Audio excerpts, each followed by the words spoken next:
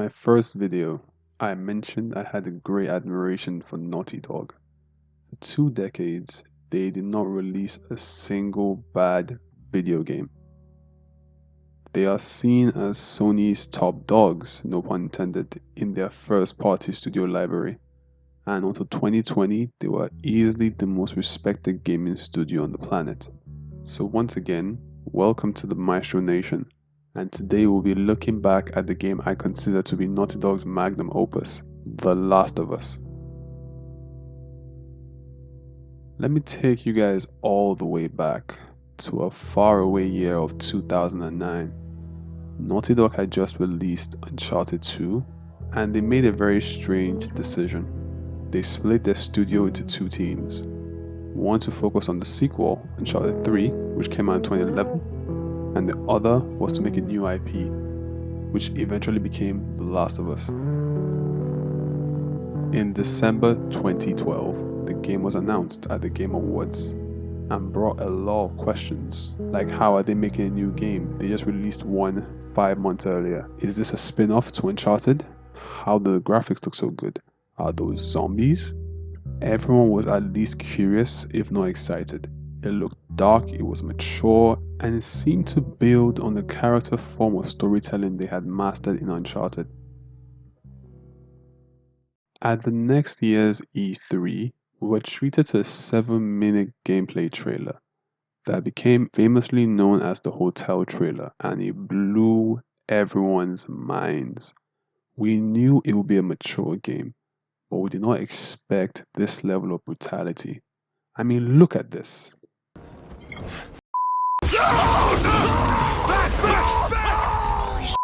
Joel? Keep it together.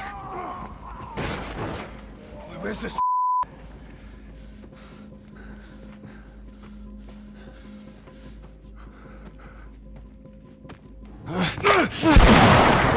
He's in here!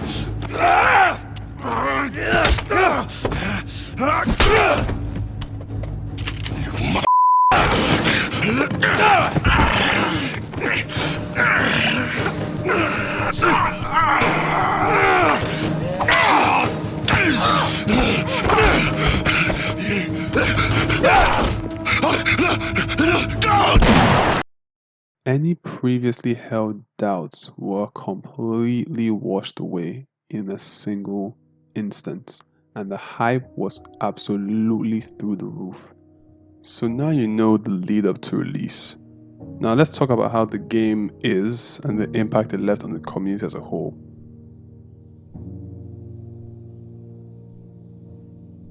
The man you see on your screen is Neil Druckmann.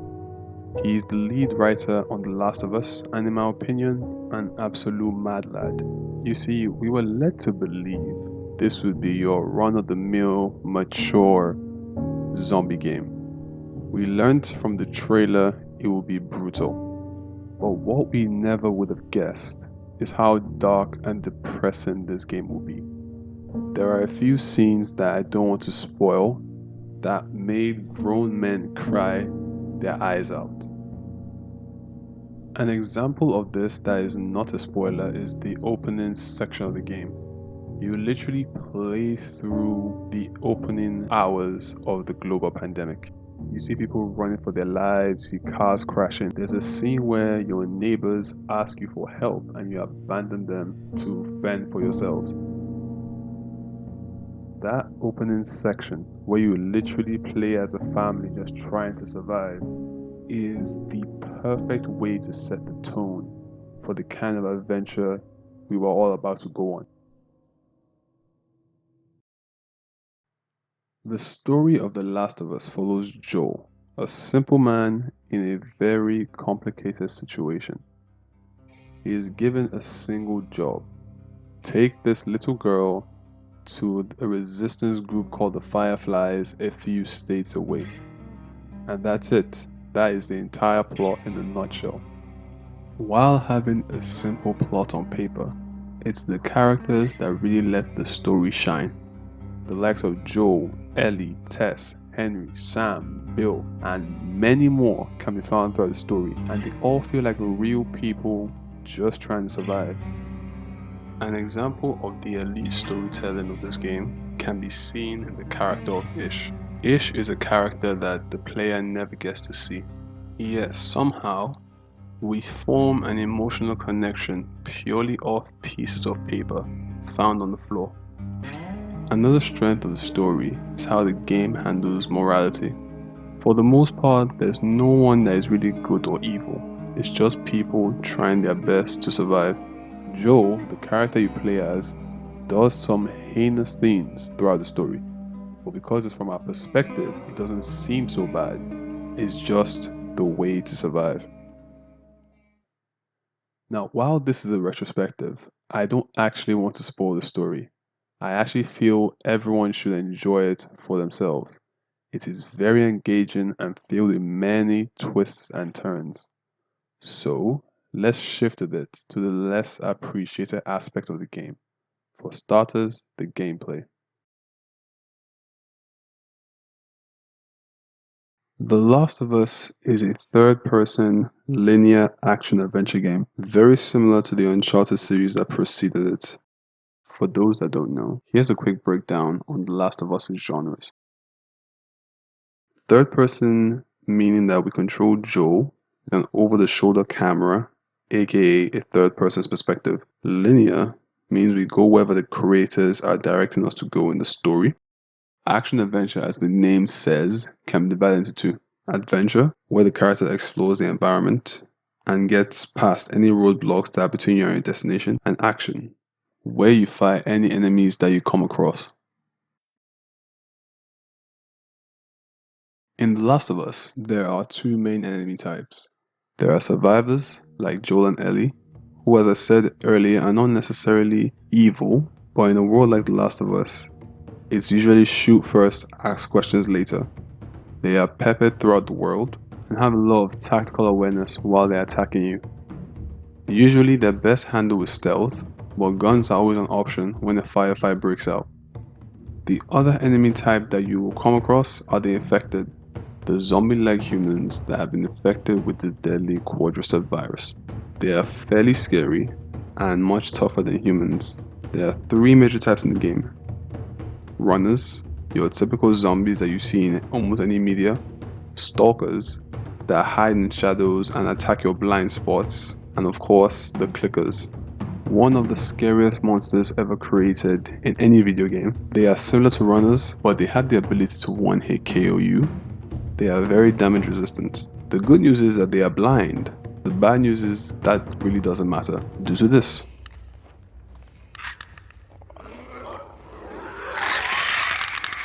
They are always making this sound and it acts as a form of echolocation. So if for whatever reason that sound should hit you, they will see you and chase you relentlessly.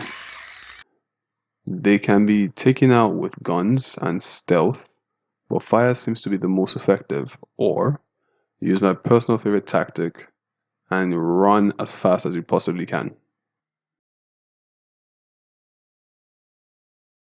Now that we've touched on the enemies that you'll be fighting, let's look at how Joel defends himself from all this craziness.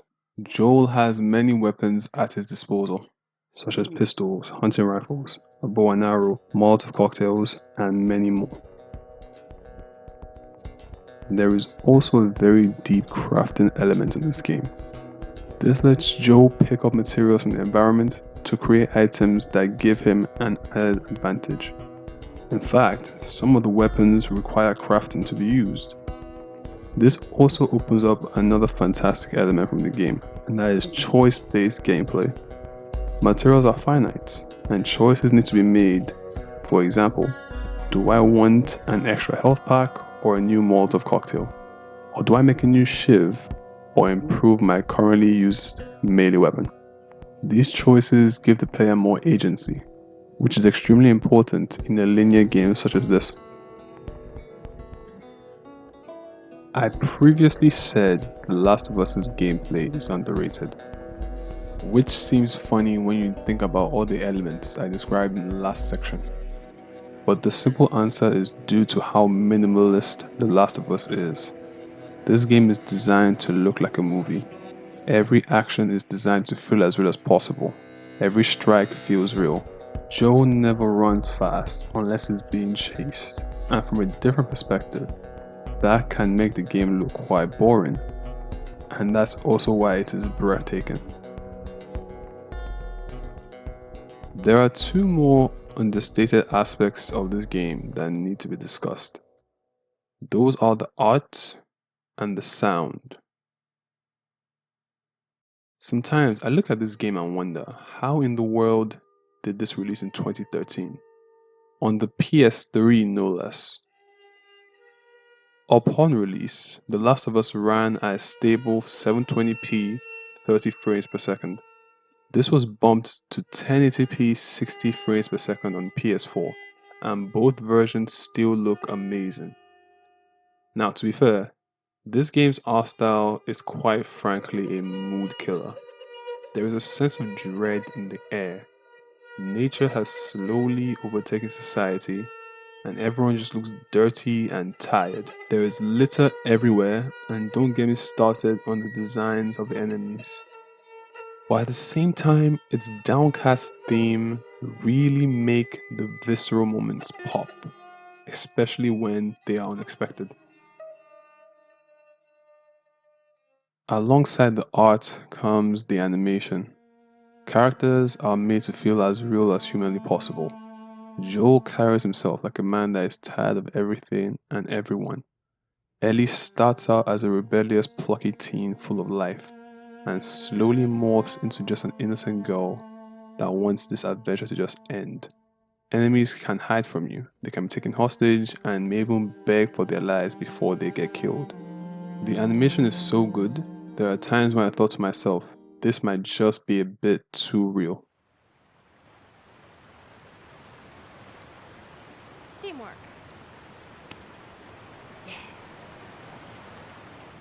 On the topic of feeling too real, There you go. we need to talk about the game's sound design.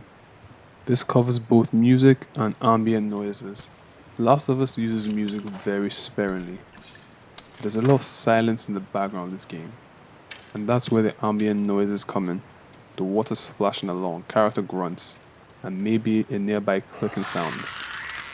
This really adds to the real feeling nature of the game, because real life doesn't have background music. So why should The Last of Us? But when there is music, it is spectacular. Gustavo Santaolalla was hired to create the original score for The Last of Us. He is known for his minimalist compositions, and it shines through here. When there's music, it is very subtle, and it greatly adds to the depressing nature of this game. But when the music is upbeat, and it does happen, it really shines through, making those very, very beautiful moments memorable, spectacular, and even tear jerking.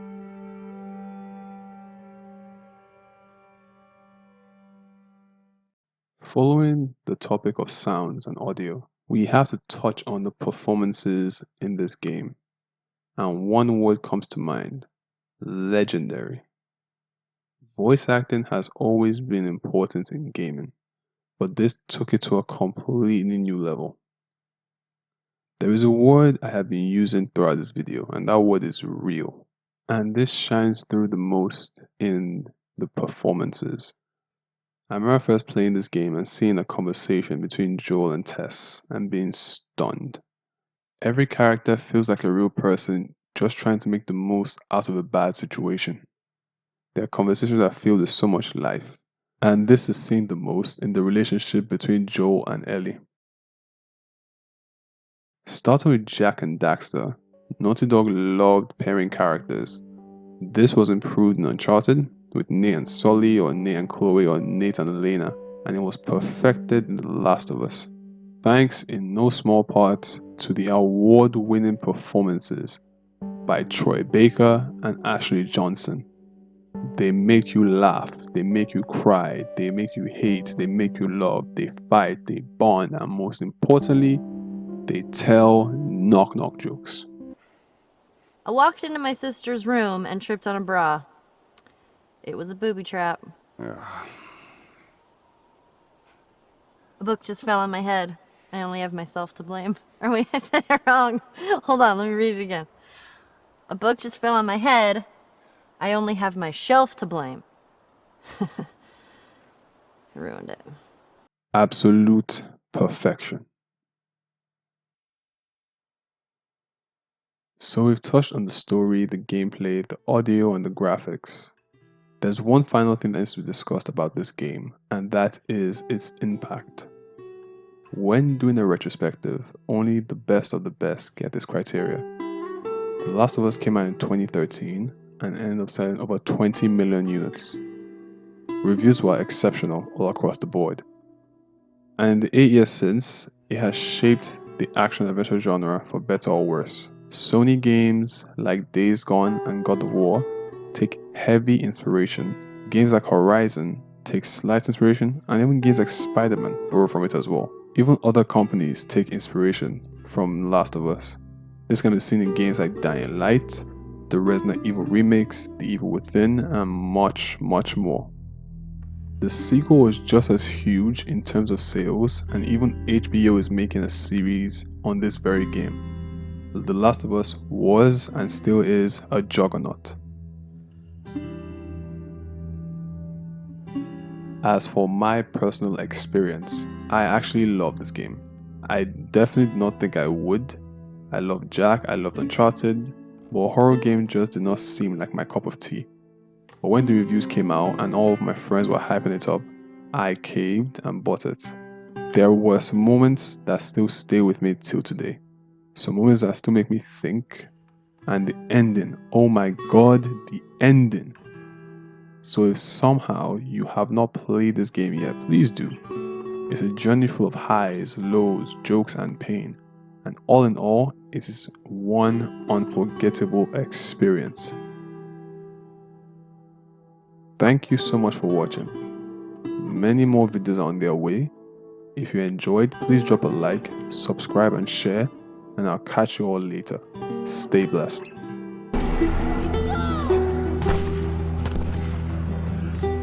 He tells me how these streets were crowded with people just going about their lives.